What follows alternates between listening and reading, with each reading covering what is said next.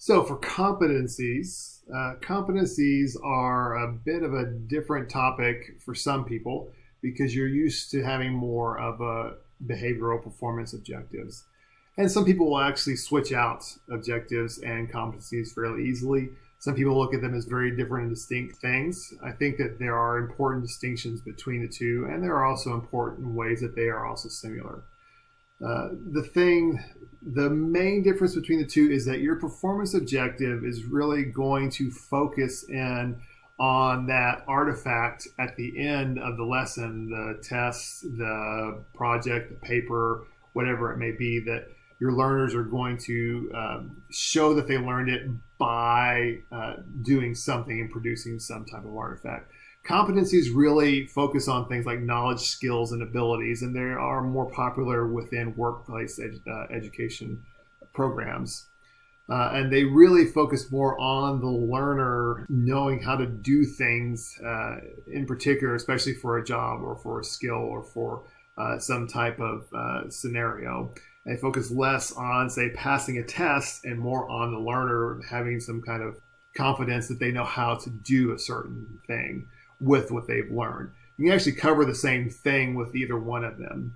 And I personally like competencies myself because competencies can be a way to have your lessons be more student-centered, more open-ended. Because if you're not focusing as much on them passing your test, you can give them the ability to prove to you that they have learned the skills and abilities themselves by coming up with their own way of basically proving that they know what they know. Also, since competencies don't focus as much on givens or the conditions, learners can also customize it more to their specific scenario, which is why you see that being very popular in workplace, professional development, those kind of situations, because different people will come in from different departments, different areas, different divisions of a company and want to learn, the same tools, but for different reasons. And so competencies also give you that flexibility to have different contexts for the learning.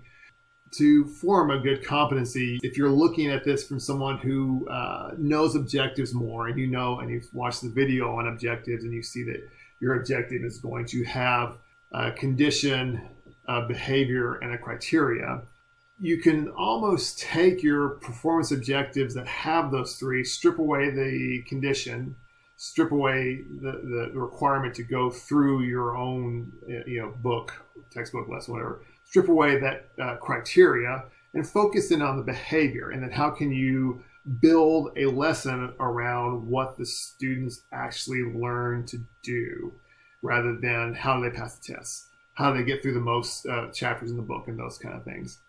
So we've been, in a lot of these videos, I talk about making a lesson on teaching someone how to do a WordPress site for getting, like a newsletter for their department at their school or their division of the company they work for or whatever it may be. So a good competency for that is basically that learners will become proficient in creating posts on a WordPress website.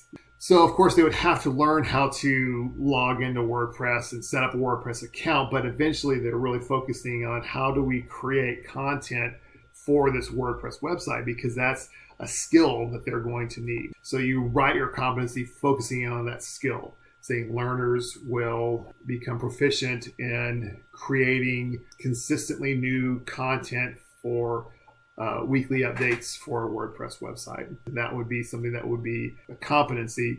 And as you can see, if you watch the other videos on objectives, that does roughly match up with the behavior section of objectives. At least you can start there and get to a competency as well. Of course, one might ask, what's the difference between a competency and a goal? And of course, some people actually do use competencies in place of goals and have objectives underneath their competency.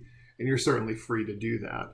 If you are looking at goals and competencies as two separate things, though, the main difference is that your competencies do focus more on an action verb that is a bit more measurable or attainable, something that's more specific.